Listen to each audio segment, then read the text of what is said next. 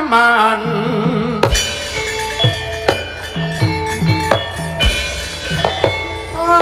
apa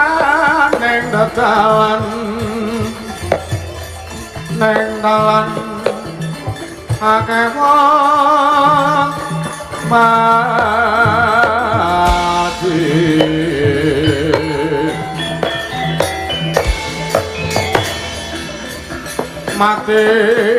neng apa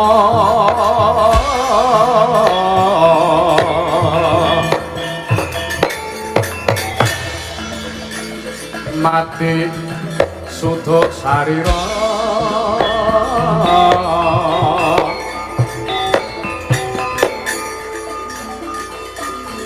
suduk cocok parateng gigeng sukmanyo ilang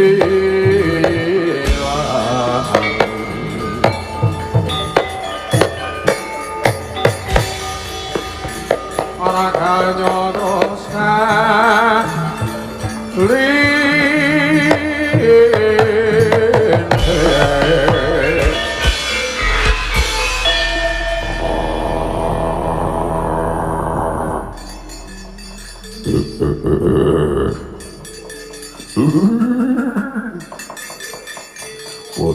Bujlai iblis lanat podo cekan.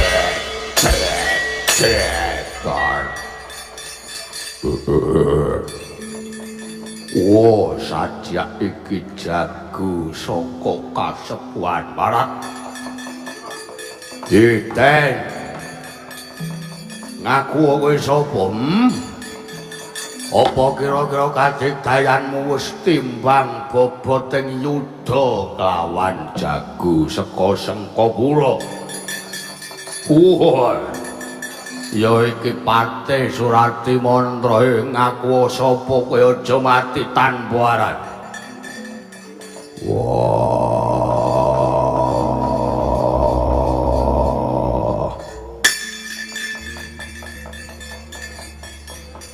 Ya iki satriya saka Wukir Tawu ya kesatriyan Saptawarga aku Bratasena. Sawa takon karo aku Bratasena. Waladala. Sugih kendel Bondowani kowe warat. Tak sawang yuswamu kowe isih bayi iki sore. Umurmu isih sak umuring jagung. Lah kok kowe wani munggah ning blabar kawat kentheng waja janget sinencang. Apa wis ikhlas karo uripmu apa wis jeleh nyawang glaring jagat seming rembulan dek? Sing dadi nyatane wae Surati Mantra. Ora sah kok antuk bangal anane aku tekan kene tetepi kewajiban minangka jago saka kasepuhan. Bungsa jago saka Sengkapura. Wah,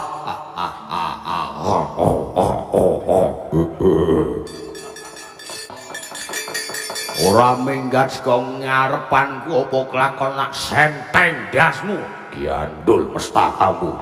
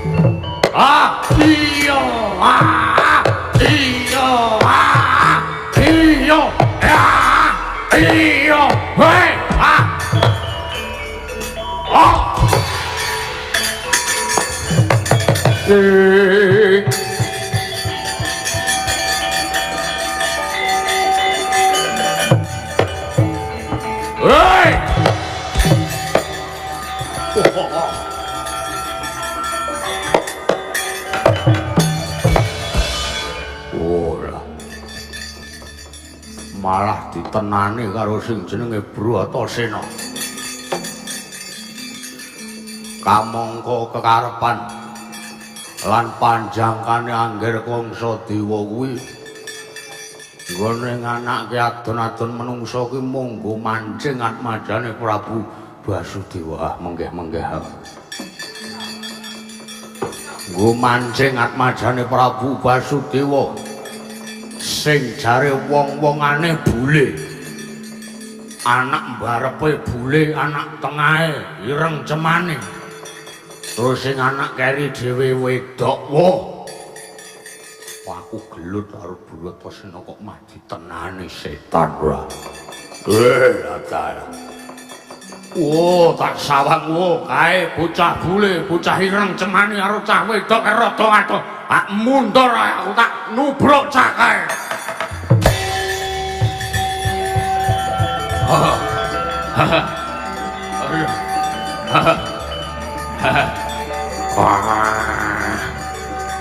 Wah.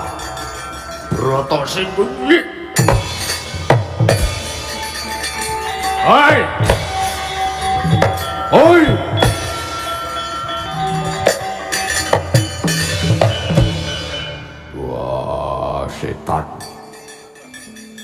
Jireh getih wedi mati kowe.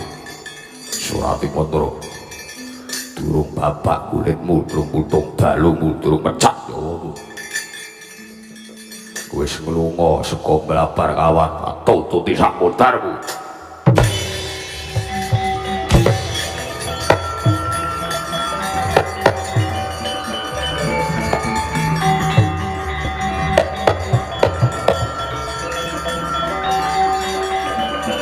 Hey!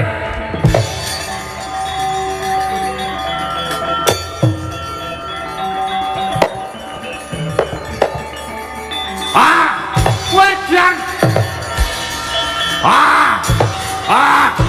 Hey! Hey!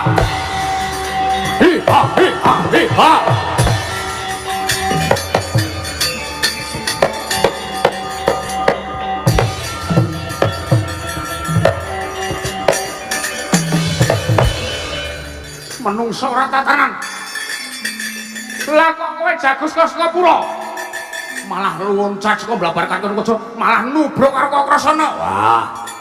Iki sajake anake Prabu Basudewa. Gagak apa sing gagak?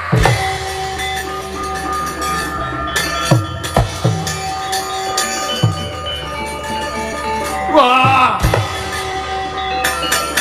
Ayo, amuk Suramarta kowe meh padha-padha. Sayuta marasane kuwi.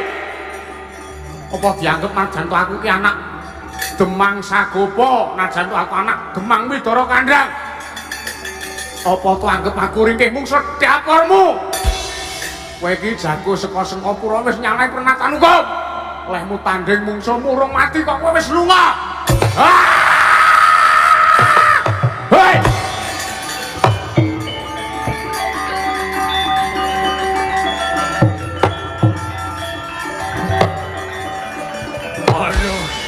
Ayo. Oh. Aduh. Oh. Aduh.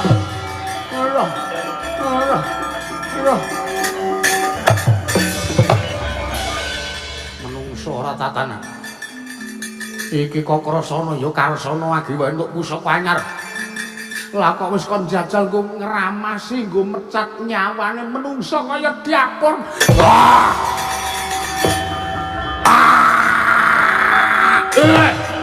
Iya.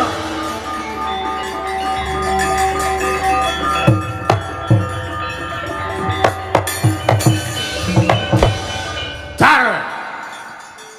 Anggep opo? Strayoli binatang. Aku mung penonton kok ditubruk sakarepe dhewe. Mati dening aku kowe. Mungsuh Kyai Nenggala. Wedian. Niki walah kok iso bengkah mestakane no. Ampuh pusakaku Narayana. Elok ya. Inggih Kakang Mas kula piyambak ngakoni. Kowe mau nang dalan cerita. Piye?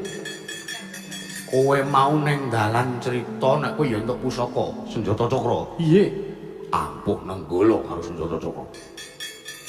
Lho nuwun sewu pusaka ampuh mboten kali ampuhipun menika gumantung sing gawe urip ora gumantung sampean. Pokoke nek kowe manut aku ampuh Nenggala. Nuwun sewu ampuh senjata cakra merga senjata cakra menika gambaranipun tiyang gesang wonten tetembungan cakra manggilingan. Ha niku penggilingan padi apa kuwi?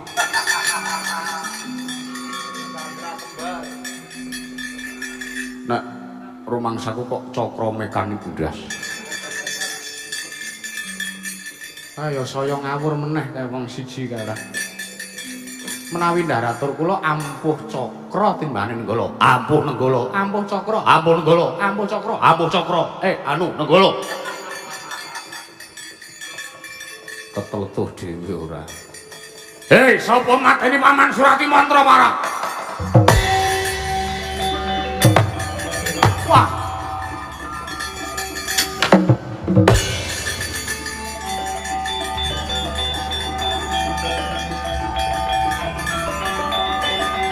Hei!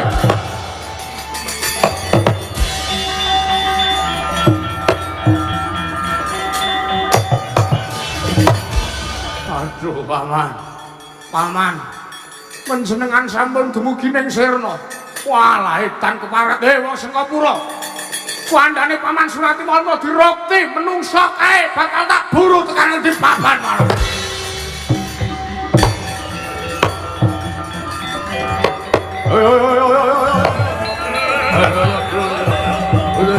La ilaha illallah.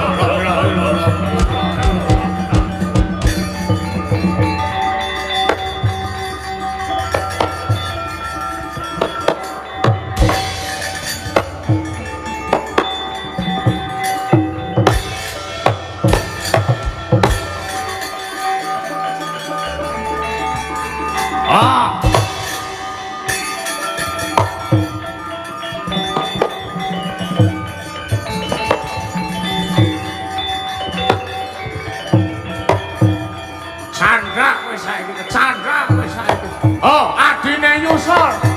Wah.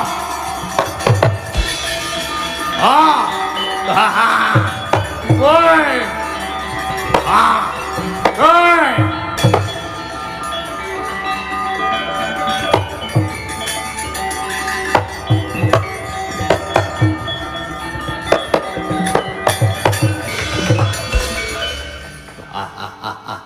Mudyar wis saiki. Candrak saiki. Mataun-taun nggon golek yen ngendi anake Prabu Basudewa. Sing wujudane bule ireng jemani karo sing wedok ben iki kecekel loro sing wedok kok bakal tak perwasa. Dadi kongkonan peladhen nepsu ning Sengkapura. Kecekel sak sikep wis ora iso lunga-lunga kowe. Aduh. Padenono aku Raden Kangsa, padenono wae aku Raden Kangsa. Kowe ora tak pateni dhisik. Arep tak siksa sithik. Mergo apa aku sengit karo wong Mandura. Aku sengit karo Sang Prabu Basudewa nurunke menungso kaya diapurmu iki. Ora wurung yen to kowe isih urip, kowe menungso loro isih urip, besok sing neruske kedaton Mandura ora kowe ning nek kowe mati, ora sing neruske aku. Nuwun pamunten Raden Kangsa. Kula menika namung lare dusun. Kula namung kawulalit mboten pantes lumintir keprabonipun Sinon Prabu Basudewa. Alah, cerewet. Kowe ora salesan sing ngaya-wara kowe. Jagat akeh wis ngundang aku wis nyebutake yen to sing bule kuwi anake Basudewa, sing ireng iki anake Basudewa. Pak gowo ning Sengkapura siksa tenan kowe. Kakang kowe keneng opo?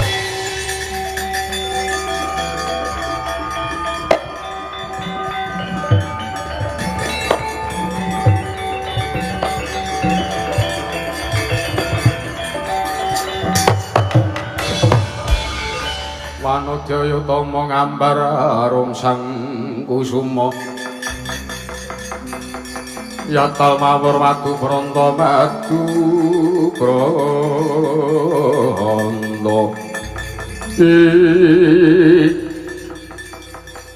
kakang kowe gawe dosa apa wong loro kok ngasih kaya ngene kahananmu mau pamitmu rak yo mung delok pamitmu rak yo mung nonton nggone adon-adon menungso lah kok malah saiki kowe dirungkep kowe dibondo kelawan Sang Adipati Kangsa Dewa kowe ndek lupa apa kakang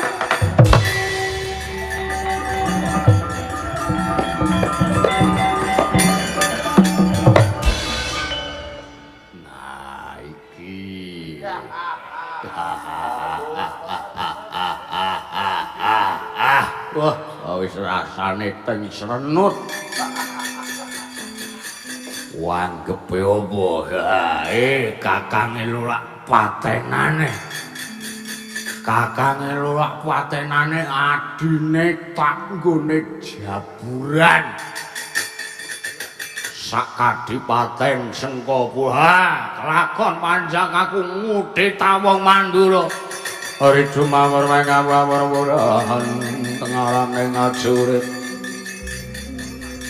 Kong maguru bangsa tatakatya butula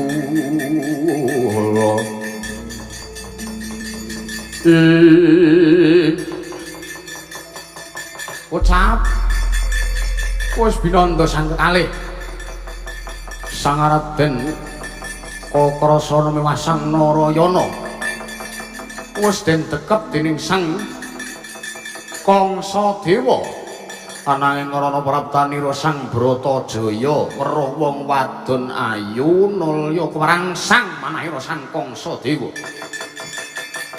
tan grahita bilih kekalihira sang Kakrasana miwah sang Narayana ya Padmanaba sami tanggap ing sasmita ngliga pusakanira piyambak-piyambak sang Karsana ngliga Kyai Nenggala sang Narayana ngliga senjata cakra kocap nalika semanten sang Kangsa Dewa ingkang ngarsa nubruk dhateng pun Bratajaya panggrahita bilih sang kekalih ya Karsana kaliyan sang Narayana namakaken pusaka kalih wonten jajanira dadya sirna Margalayu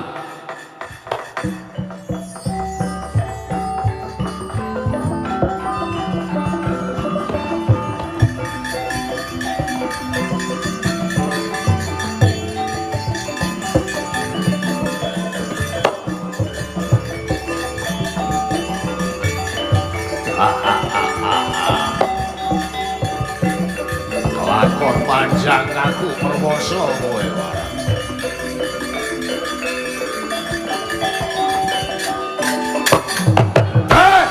wah wah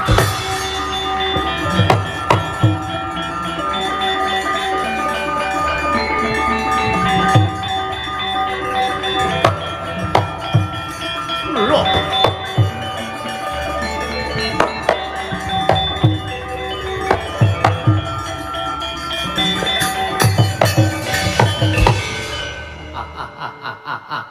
delok melek matane mata kula piyambak sawangan Narayana sawangan Kangsa dobleh wis mati dobleh Kangsa wis sirna iki nek ora mergo dayane Kyai Nenggala ora bakal dheweke tekaning mati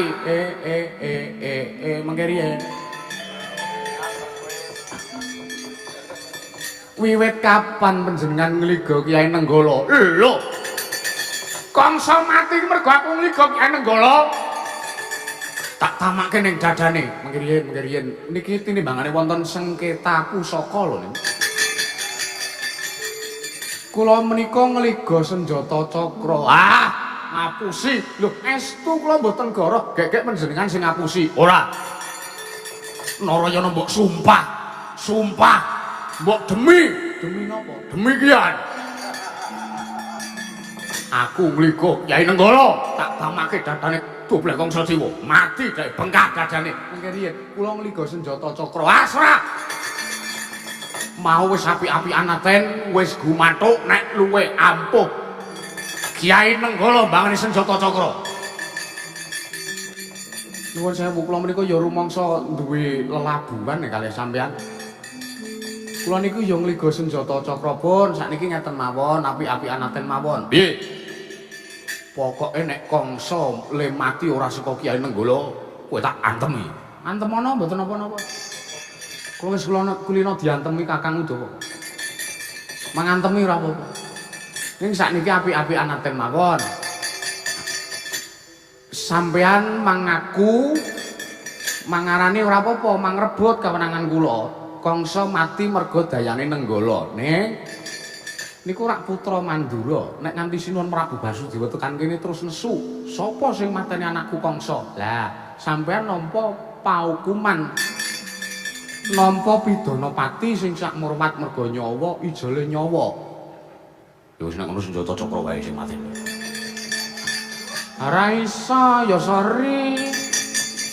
Wong sampean wis milih-milih dhewe kok. Ora, pokoke sing mateni senjata cakra, Nenggala, senjata cakra.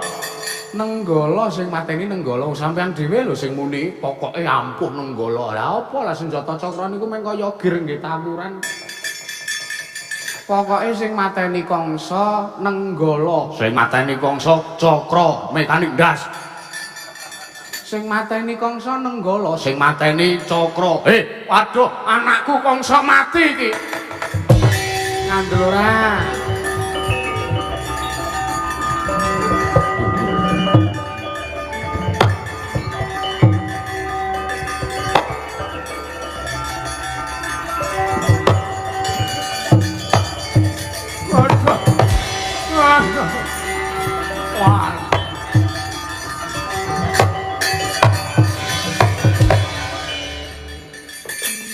Tinata dilamun katututan lamun mangsa prawira digdaya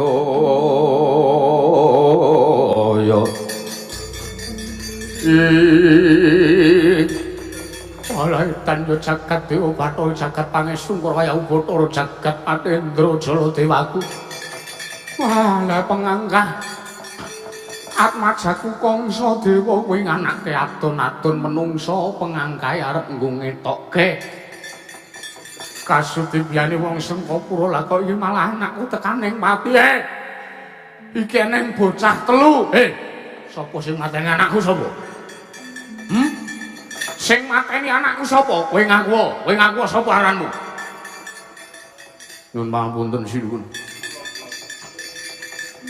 Ingkang merjahi dumateng pun Adipati Kangsa menika senjata cakra kagunganipun adi kula pun Narayana. Mboten, Dik. Niki kakang kula Karsina niki jan sok Karsina pecah sirahmu. Kakang kula niki jan sok tumbak cucukan sinun. Senes pusaka kula. Kula niki ndek pusakane mboten ampuh. Wong wujude niku mung kaya gir sepeda. Pamunten sinuwun sing merjahi Angger Kangsa utawi Adipati Kangsa menika senjata cakra pusakanipun adi kula Narayana. Senes, Dik. Nenggala sing merjahi, cakra sing merjahi. Nenggala cakra. Ayo to ngaku wae to. Nek ngaku mau ora dipateni. Iki ana bocah loro ora gelem ngaku mamung rebutan.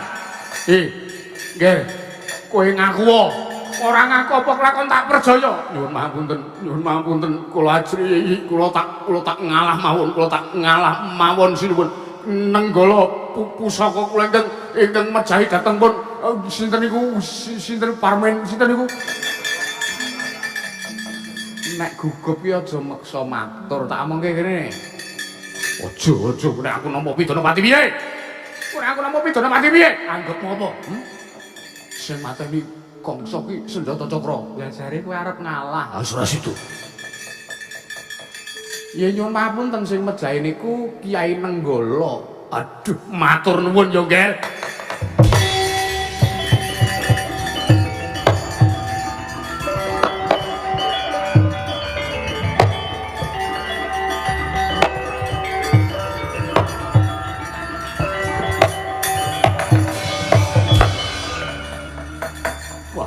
Pating duka mono.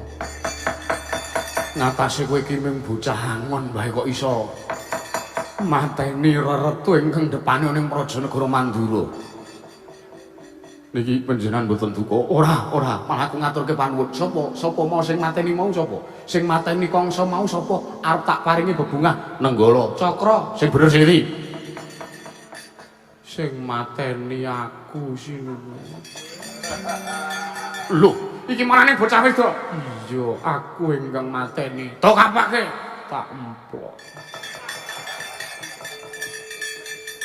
Iki mundur wae to ngono. Cah wedok kok ngregon-ngregoni. Nuwun sewu.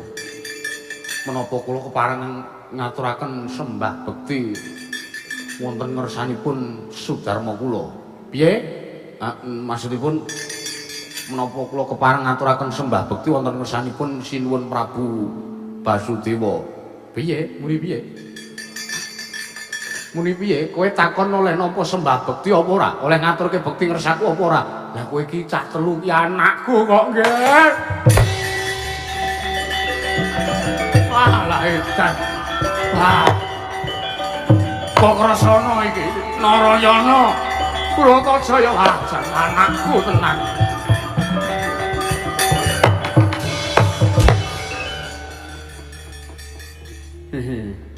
apa? Cuma wis diaku anak kok senane ora. Nggih. Kowe saiki wis ndungkap dewasa, nggih. Inggih sinuwun inggih. Aja sinuwun, aku ki wong atuhamu. Rama Prabu iki. Narayana, kula Rama ana maling. Wah. Kaya ngono kuwi kowe srawung karo Udawa kaya ngono kuwi. Nyuwun pangapunten Rama, menapa kesupen kalian para putra Tri Atmaja. Ora jeneng aku lali wajan wis ya. Ngaturke panuwun ya nek ngono ayo manunggal ning Prajanegara Mandura. Nyuwun pamunten. Lajeng Bapa Sagopa kalian Biyung Sagopi kados pundi? Aduh ya. Sing gedhe pangapuramu yo, Nggih. Bapakmu Sagopa lawan Biyungmu Sagopi wis gugur merga sangka patrape wong-wong Sengkapura. Aduh menika pripun? Wis bakune kumpul, Udawa dikanthi.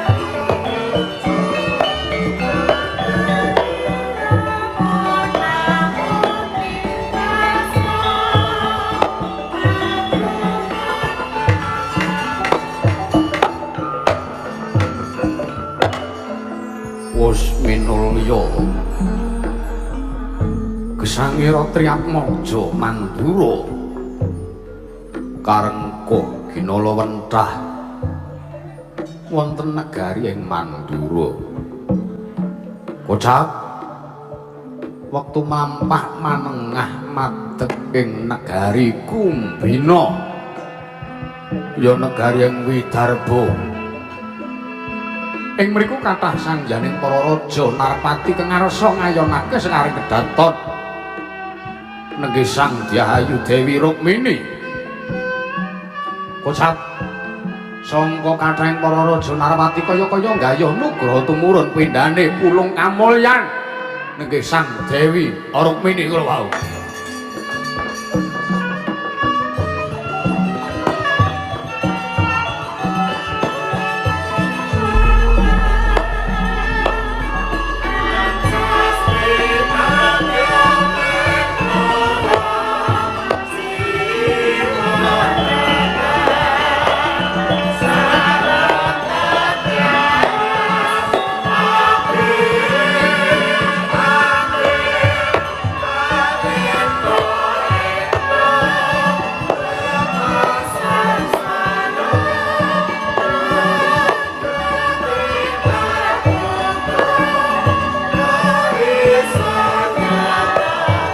Sikra yen pamana kanca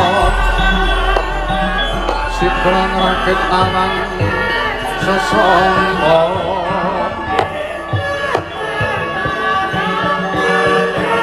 maling ngrembek marasi sarang kali pakai bahagia.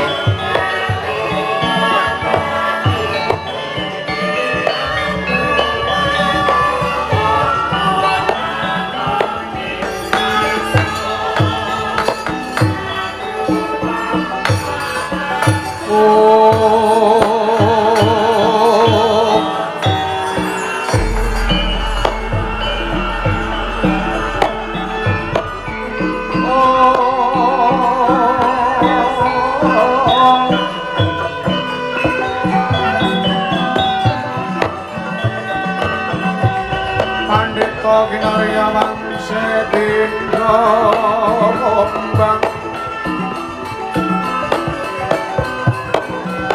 pindha kombang isematu sarining awan susuh angin nganti gone nyakale kangkung paksi mebar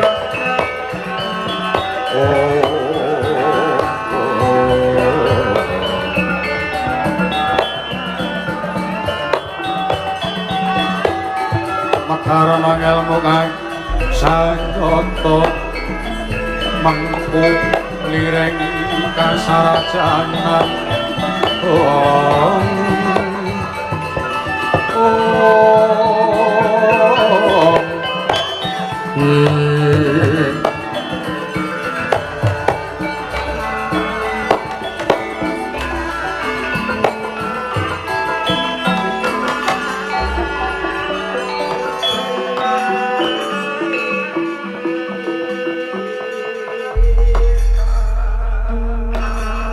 kayone Orwasa jati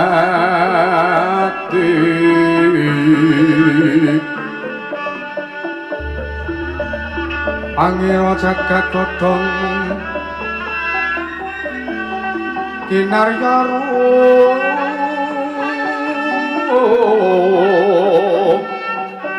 mambe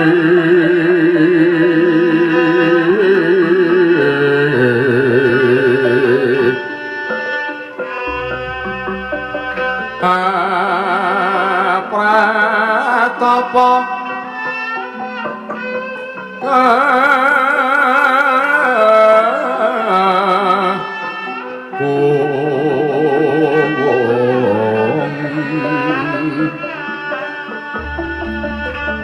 kembang lintang salaka langit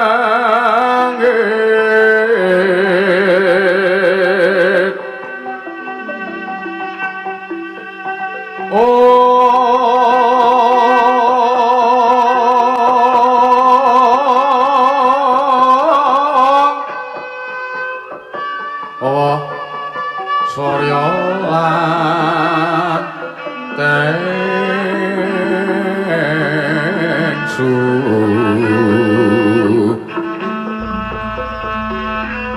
asirat bonan udan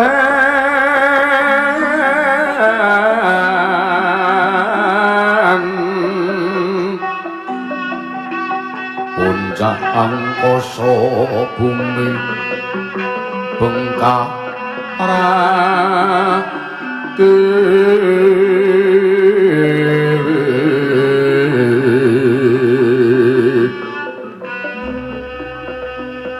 oyate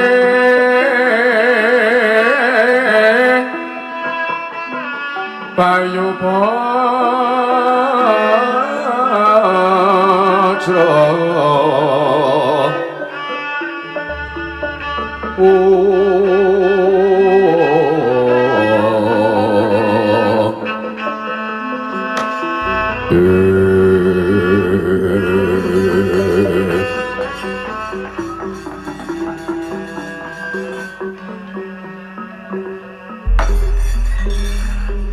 Witeng kelapa Jawata ing ngarajapet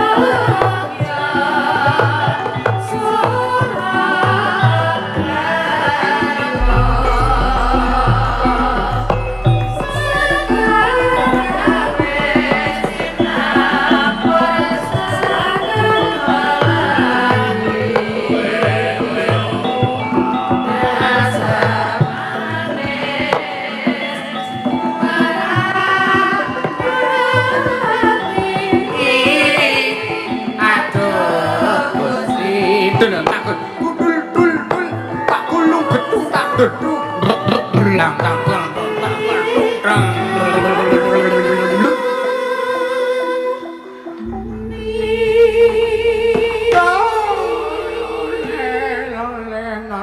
pasang kali mantap Bib sinapeta ngila-ila kepina saking tulak sare kula nuwun para besang lole kula ngaturaken sungkem Rama Prabu Bismaki apa Bismaka ya jagat pangestu para wayahu Bathara jagat nuwun mangke penemban boten pangling karang panjenengan menika sampun kondhang menika rak pandhita ing saka lima sang tapa begawi sinten Rukmini tire bonding ayo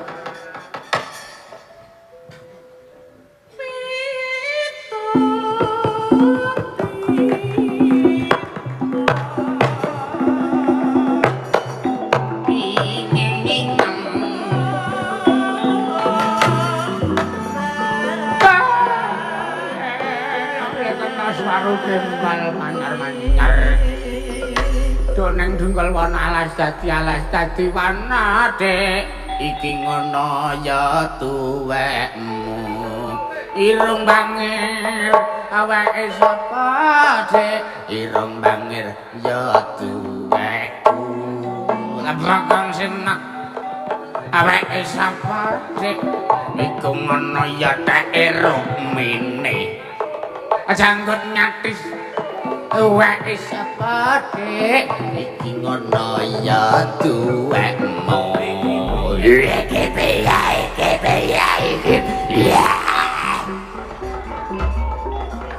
mangkirian penemban mangkirian pripun Rama Marasapa pripun panjenengan menika tetembangan menika ancasipun menapa kula menika sekolahan jurusan kerawitan menika sampun 16 tahun dereng lulus rumiyin ngantos 17 semester Rama Prabu menika senes leluhur pawiyatan nggih lole saderengipun senes kula ingkang gadhah wewenang matur Rama Marasapa calon wah nanging kula menika nganti kaliyan anak kula menika pun Kurupati menika ndang ditembungke Urawi pasang liwat tapi sinapeta ing ila-ila tapi no saking siku dendaning Upanara lagi sinuwun sowan kula aturaken sembah pangabekti kula kunjuk Sang Adipati Kurupati sampun kula tampi dawa sami-sami mugi kasekecak lenggah panjenengan sampun boten kirang sekeca kados ingkang sampun dipun aturaken kalian Paman Durna dingendikake ingkang sampun dipun ngendikaken dening Paman Durna guru kula tiyang sepuh kula sowan kula badhe nglamar dhateng pun kemutra iki sekare kedaton pun Saktia Ayu Dewi Rukmini gandeng kondhanging jagat sami nyebataken bilih Saktia Ayu ingkang putra ingkang sesilihipun Dewi Rukmini menika gadhah kekondangan sayembara sinten ingkang kedugusaken batang cangkrimanipun pramila sapangke sowan kula nglarapaken Paman Durna kula ingkang badhe batang cangkriman ben kula sing rabi karo Rukmini Hus sampean ki tak percaya tak kon nembungke kok mahar dipangan dhewe panjenengan kula wau guyon apa kula ra entuk guyon leres sinuwun Prabu anu amit napa Kanjeng Rama Marasapa calon sowan kula menika badhe nglamar dhateng kang putrapun Sang Ayu Dewi Rukmini ingkang badhe dados calon bojo kula pramila samangke kula badhe sak pejaka ngadu arep kaliyan kang putra menapa cangkrimanipun kula badhe neter katurimaning gesangipun ingkang abdipun Begawan Durna ditampa ya syukur ora ditampa ya piye carane didik bayi dadi solusi Bawa Durna pripun boyo rangi sini-sini Panjenengan mriku sampun sepuh. Sepuh ki justru tenagane saya rusak. Kambil kae saya tuwa saya ora enak, nek Durna saya tuwa saya ling ngelegiwa. Ya jagat pangestu Nggara nuwun sewu penemban. Wonten dawuh Rama Marsepuh calon. Panjenengan menika rak sampun kagungan garwa ta penemban. Ah, pun kula dol. Pun nggih korban besar wingi niku. Lho. Titaing Bathara kok dipun damel dipun sadi menika. Ah bojo kula niku jarane. Ah, sampean ki meng arep mirang-mirangke ora. Ngaten monggo, monggo sak pejagong kalian anak kula pun Rukmini. Kiu-kiu. Rukmini, kula wonten dawuh Kanjeng Rama. Marata maju Sang Begawan Durna arep nglamar kelawan jeneng Ratnaku Cahayu. Yen to keduga bisa mbatang cangkrimanmu ya tampanen nanging yen ora ya kepiye carane nggonmu murungake gayane Begawan Durna. Wis saged dawuh nyun. Tambah pangestu kula badhe maju yen kula sowan. Ya Marata maju matur ngersaning Sang Begawan Durna. Sarating pandam sumula amadang isroning pasarean pangenane wadana ramu-ramu kalingan ngrangan sang tiak manahnggung sumungkem kuling sang kakung rerempo alon bubu sira baboyayi eman-eman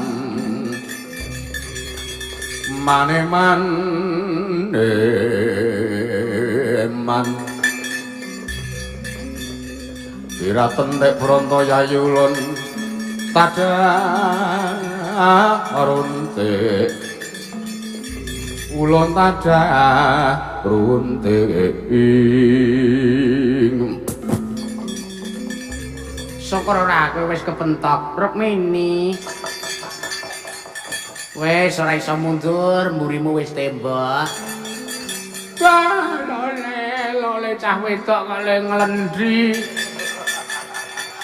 urung kelakon mengku garwae kok kaya wis iso mbayangke. Aduh Dek, aku sing luput. Kleru. Betul mbak pensiunan mriku Begawan Durna mriku sampun sepuh lho. Tuwa ki mung umur. Umur kuwi mung wilangan angka ya Rukmini, calon garwaku Cahayu cintaku, sekonyong-konyong kader karo kowe Cahayu sing bakul lembermu tak setater. Ana lember kaya disetater barang lho mrene kok. Aja mundur-mundur Rukmini, aja mundur. Aja ndak nyamar gelas. Ngandel ora. Lole mangko kuwi gelas rencana arep dienggo nyuguh Mamas Durna. Ayo mlanya nanti lho lah malah nyang kamar mandi asik. Lole saya cedah saya kendel lole nun sampun jan niku badhe nggadahi kegayuhan menapa? Kula ajeng adus riyen. Nah, adus sik, engko ki agi berjumpa.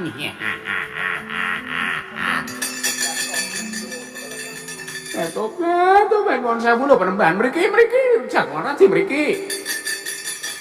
Oh, aku tojak nyang meja makan. Inggih. Iki ana gereh. Kersa napa pripun?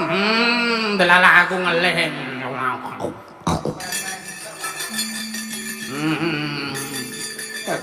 Tobat pendhita kok apa-apa kersa lho. Gereh pethek pakan kucing turan kaya didahar. Wah, iblis. Neng enak gregreh we enak apa meneh kowe. Rok mini. Rok mini. Rok mini saiki ngene ya, saiki aku rak karo kowe wis perjago ngadu arep. Nggih, kados pundi? Kowe iki aja gila kaya ngono to mengarep dicekel tangane kok. Ya nek mung nyekel tangan lah karo nyekel liyane bareng. Sego gelo sego tak cekel gelo. Kula menika ajeng aman jenengan penemban aja wedi calon guru laki lho iki calon bojomu. Piye cangkrimanmu apa? Cangkriman wis cekak gampange wae silakan tak-taki wektu. Kula menika sejatosipun penemban kulon dipun dhaup dhateng sinten kemawon. Nanging kekudangan kula ingkang puja cangkriman menika kula badhe kepengin mangetosi nggih menika sepisan. Apa? Gula, teh, sembako. Tak catete. Senes niku cangkriman kula pengin mangetosi nggih menika sepisan. Menapa ta ingkang dados tegesipun sejatine lanang sejatine wadon? Oh ya tak jane napa sejatine lanang sejatine. Kurang. Terus apa sing nomor loro? Salajengipun kula pengin mangertosi katresnan menika kaperang wonten pinten perkawis. Oh iya. Aduh pulpenku macet rok mini. Sik kowe ndek pulpen ora? Jipukna tulung wonten sekedap. Piye mlaku bokonge metal-metal.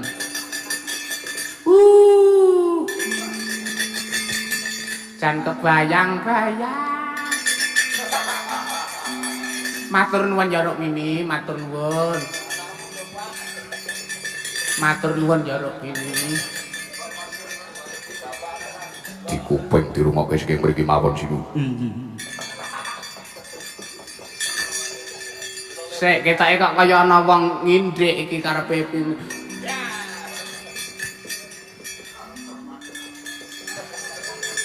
piye kurang ampuh piye maratuwa wedi karo aku. Apa sak terus apa Ruk Mini? Apa katresnan kuwi ana pira? Inggih. Sabanjure salajengipun kula menika badhe nuwun pirsa.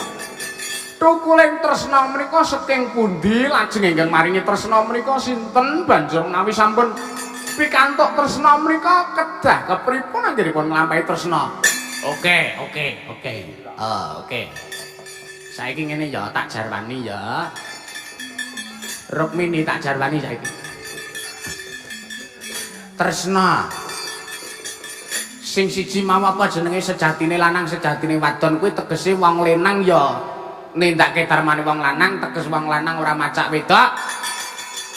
Wong lanang ora boti. Kosok balene wong wedok ora tomboy, teges wong wedok ora macak lanang. Sik kayake nek wong nginjik meneh iki. Rama Marasepuh pengen. Mboten penemban mboten. Pengen. Putra Ciwi Mas Ardi pangan.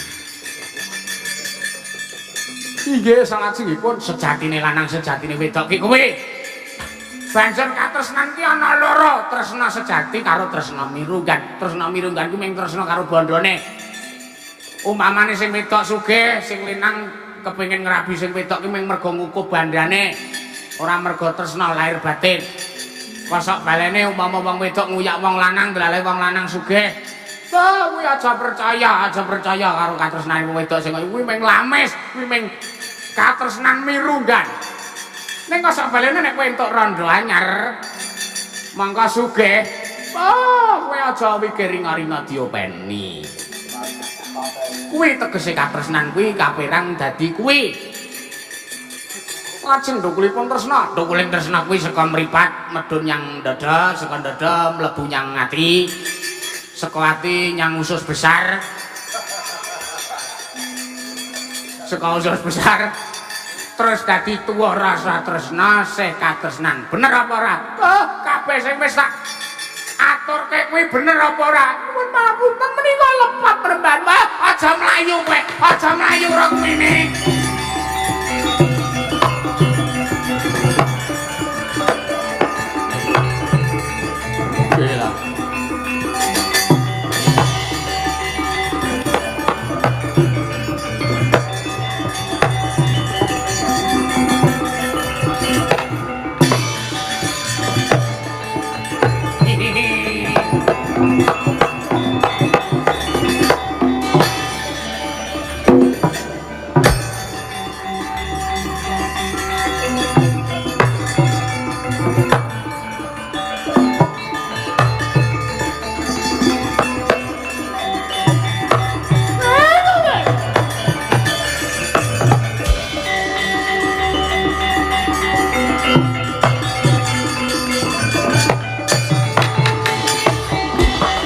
Panodya yuta mangambar arum sang kusuma yata mawar madu pranta gembrang-gembrang yen ngandika Yayi Dewi Rukmini ngopo kok melajar-melajar Bangun jauh Kakang Mas nyuwun sewu kula mriki ajrawe dipun bujongaken pendhita tuwekan lho Sopo Dik? Sopo? Lah kok wani-wanine arep nyaingi marang panguwasaning putra Mandura satring Banjar Patoman. Bambang Narayana. Sopo wonge sapa? Begawan Durna, Raden Begawan Durna mongko nguyak kula niku kelat-kelat nika.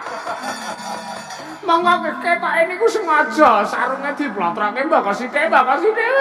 Kula gila. Iya, aja kuwatir. Wis ketemu kelawan aku. Wis ora ana perkara ingkang perlu mbok wedeni. Kula gila monggo ampune udun lintingan. Ana pendhita ampune jan gur menyanta kula ilfil kula gila. Iya sabar. Iya kene. Manutapun Kakang tak singetake ning Kancing Gelung. Sak kendhawa pokoke kula mau rabi karo Durna.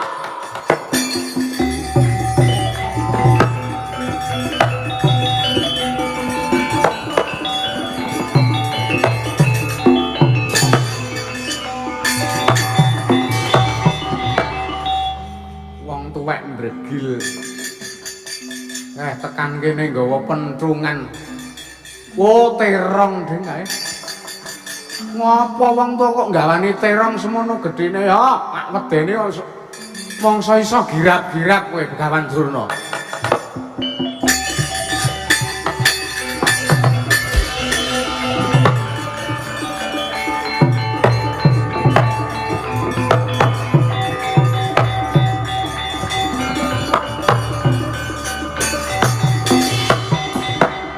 Yang tata galana kalaya takut maringkut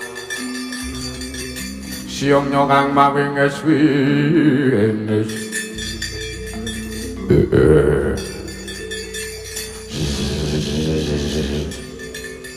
aku wis dadi buta kaya ngene Begawan Durna tekan ki amplok sisan para bolang Semara bangun sapa kolam lele tumbuh aja mancing umpan lumut ngundak entuk kurameh ora prasa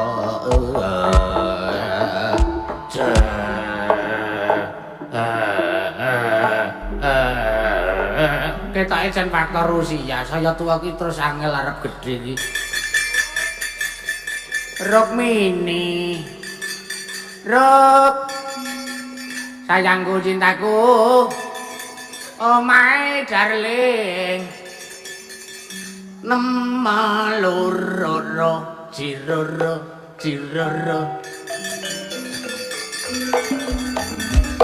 Rukmini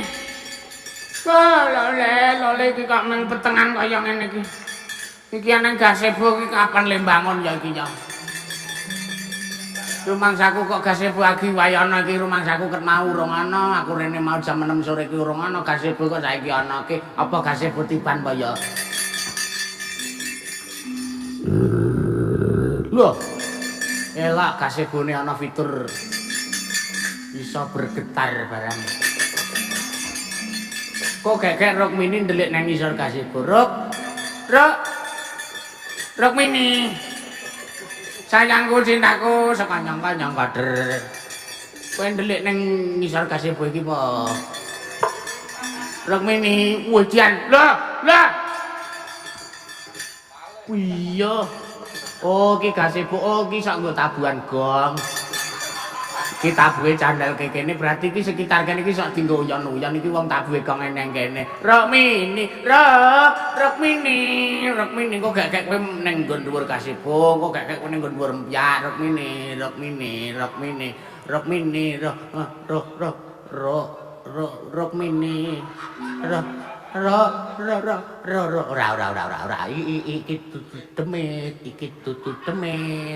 Iki tutu demit, iki gazebo.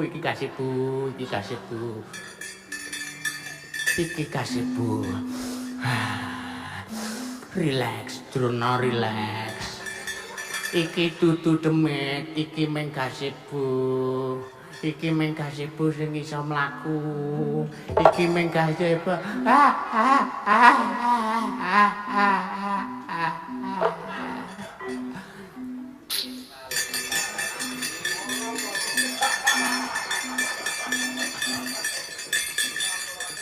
Pagi yo. Oh, mengimpi lho. Ora ngipi, Ding, ora ngipi. Iki dudu demit, iki meng gazebo. Gazebo sing iso.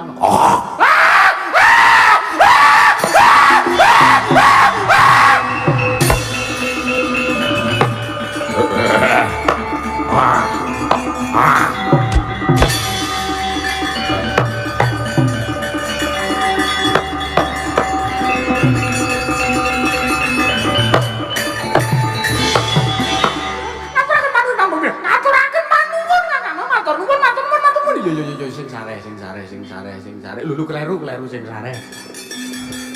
Yayi Rok Mini ya. Ya. Piye carane awake dhewe nggone sesideman sesingitan? Merga sejatine nggonmu duwe kekudangan kuwi anak ya mungkin Arya Samudana merga kowe wis gambuh rasamu karo aku. Iya, nek nganteni saken dawa monggo sowan wonten Kedaton Negari ing Widarba Kakang Mas. Ayo tak dherake.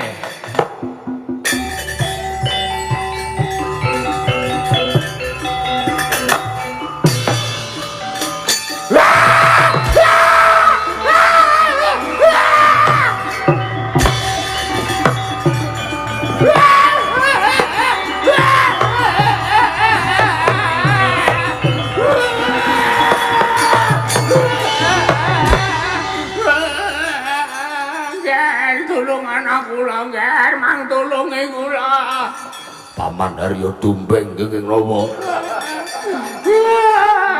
Enten Memedi, enten Druwa nggih. Enek Druwa aku wedi tenan. Manggarian. Pripun? Niku celana panjenengan kok ngecembeng. Kepoyo.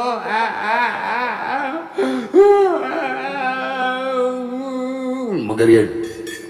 Kula mambu bacen. Kula nggih kemetan. Jangan wedi nek. Kula wedi mangga. Wedi. Engko bali kula mangkapiri. Nggih.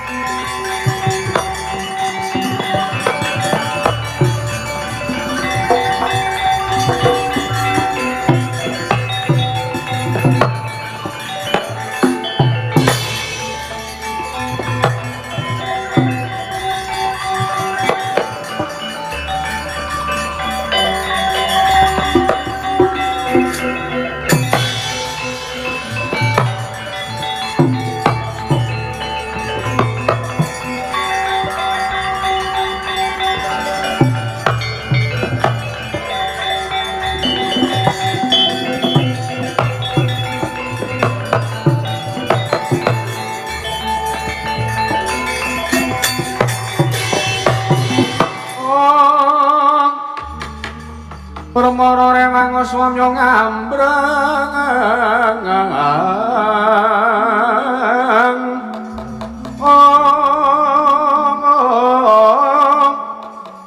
kati karenane ngaswase yen ning marga Malagung tumiring sang kandha pasrat mojo long-long lalu angulati surya mangrang sambayah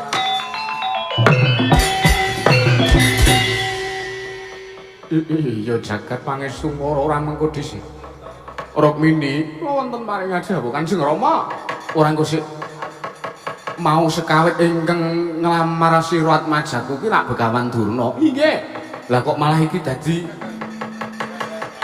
satriya ing Banjar Patoman niki ora pangling ora atmajane Sang Prabu Basudewa inggih menika pun Kakang Mas Narayana ingkang samangke sampun labuh tresna lair lan batos dhateng ingkang putra pun Rukmini lho kusik iki perlu tak tanjeke Rukmini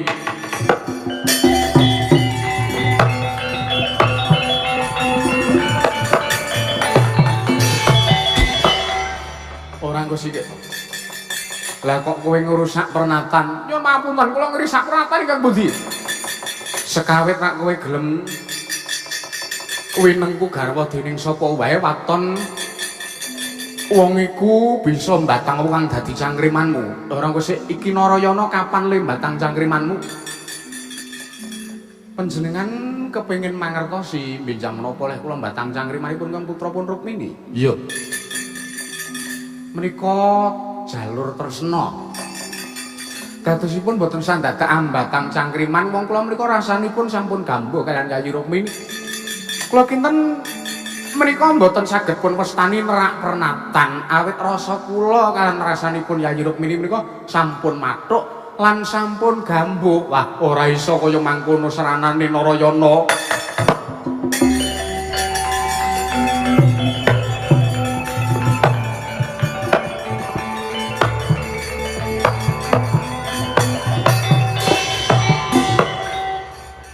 Panjenengan ki nek nglamar piyai putri gumantung tiyang sepuhe napa gumantung bocahe wedok yen tumrap panjenengan ingsun nglamar piyai putri mono gumantung bocahe nglamar bojo ngono ya gumantung sapa ingkang arep dirabi lha niki pun dilamar mongko nggih calon bojone kakangku ki ya gelem kok wong tuane nyarusiku mongko rasane ya wis do cocok pengin pun bayar bareng wong loro pun teng segara bareng wong loro mangan bareng wong loro sendale we yo nganti padha iki wong loro